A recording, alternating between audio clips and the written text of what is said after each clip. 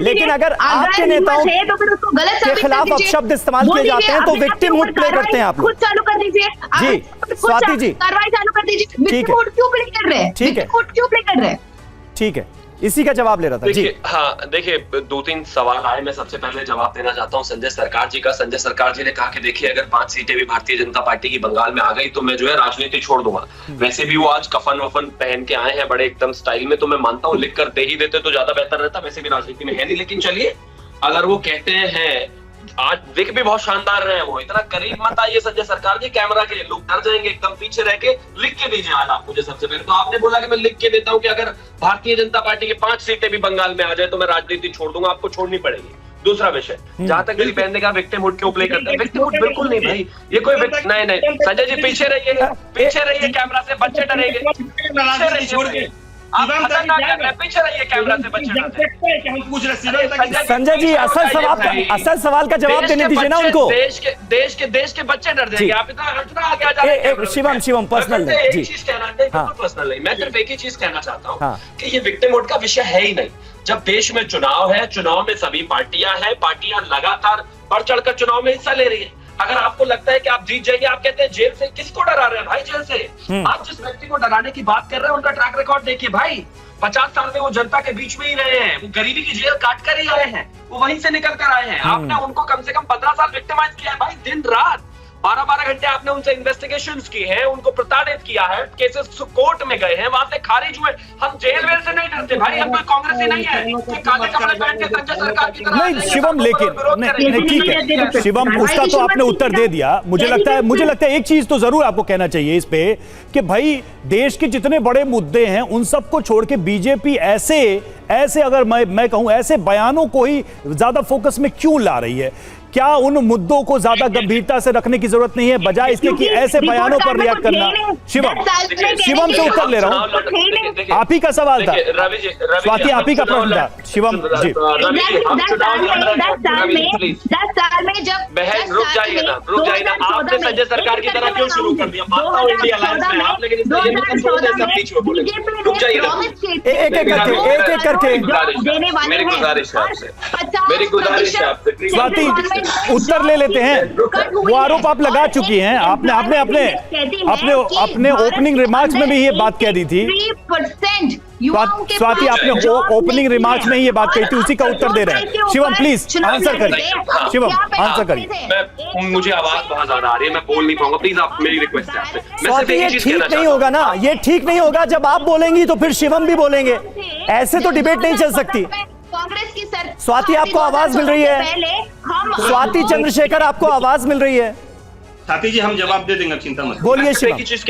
देखिए मैं सिर्फ एक ही चीज कहना चाहता हूँ कि भारतीय जनता पार्टी मोदी की गारंटी पर चुनाव लड़ रही है। जिस तरीके से मेरे देश के प्रधानमंत्री ने हर जगह आप इतनी खतरनाक हंसी हंसेंगे तो मैं बोल कैसे पाऊंगा? सरकार साहब रुकिए ना जरा प्लीज।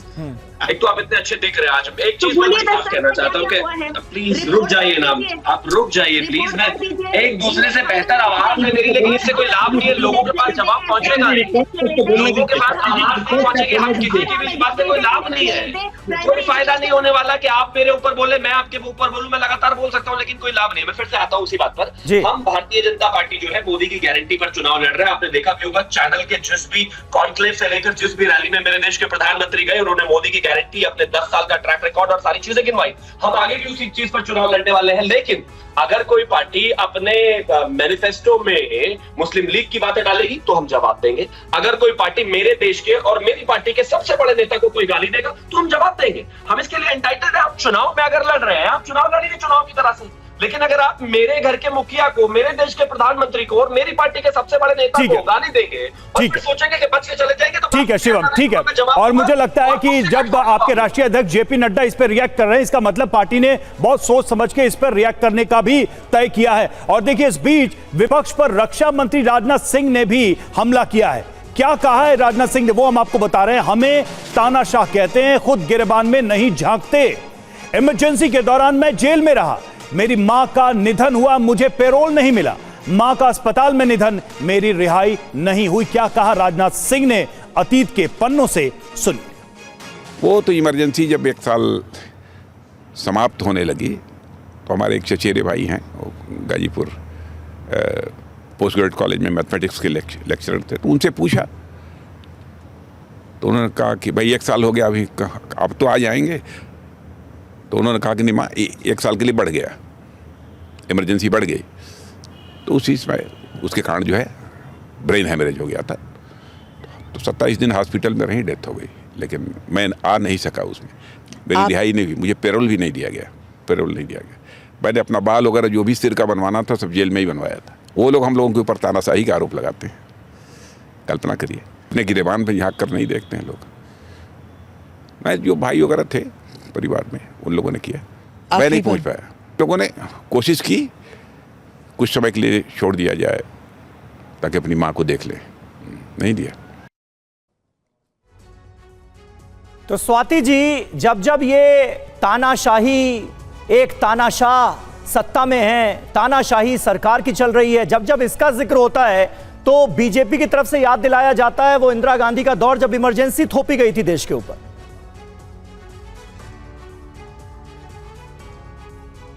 स्वाति जी